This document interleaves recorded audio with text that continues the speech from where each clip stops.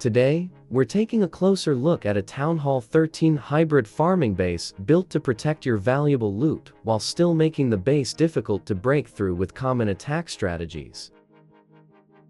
At first glance, this layout looks symmetrical and open, but the real strength is hidden in the way the defenses, walls, storages, and compartments work together. So let's start from the very center of the base and move outward step by step. Right in the heart of the layout, we have the Town Hall compartment, surrounded by multiple defensive structures and layered walls. This central area is extremely important because it forces attacking troops to spend a lot of time dealing with defenses before they can reach the Town Hall. The core also contains several high-value defensive structures positioned close together, creating a strong damage zone. This is especially useful against troops that try to push directly through the middle.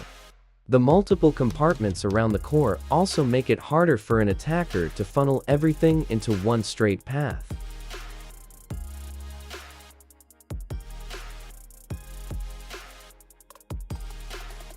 Moving slightly away from the center, you can see the X-bows, Inferno towers, and other key defenses distributed across different compartments instead of being stacked in one location. This creates overlapping defensive coverage and prevents one spell or one troop group from neutralizing too much of the base at once.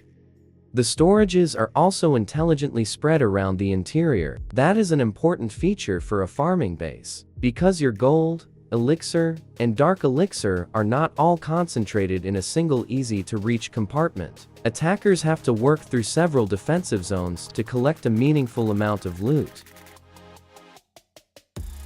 Let's move toward the upper section.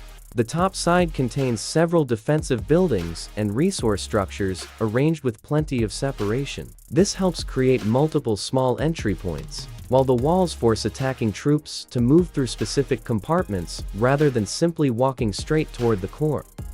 On the left and right sides, the layout continues the same principle. You'll notice defenses, storages, traps, and utility buildings are spread across different sections, making pathing less predictable. And this is where the hybrid design becomes particularly useful.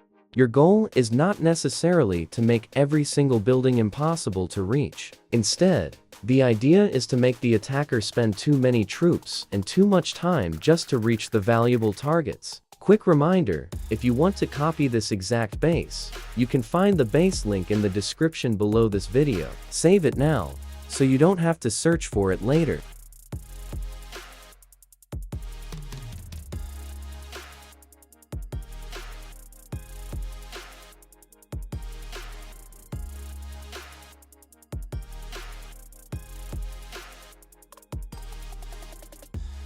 Let's continue around the outer ring. The lower side contains another layer of defensive coverage, with buildings positioned to support the central compartments. The outer structures also help create additional pathing problems, especially for ground troops that depend on predictable movement.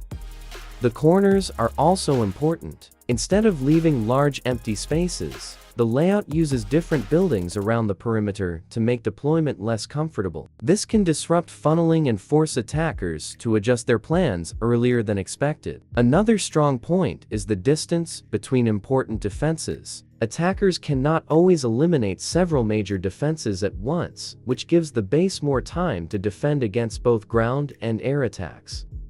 For farming, this is exactly what you want. Protect the loot, slow down the attack, and make every percentage point expensive to earn. And for players who regularly get attacked while farming, this kind of compartment-heavy design can be much more practical than a simple box-style layout.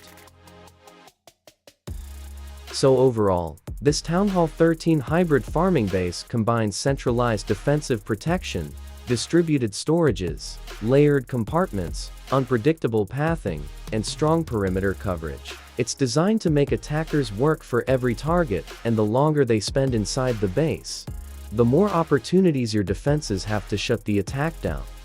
If you like this Town Hall 13 base design, don't forget to like this video, share it with your clanmates, and subscribe to the channel for more Clash of Clans bases, layouts, and strategy content. And make sure you turn on the notification bell, so you never miss the next base design.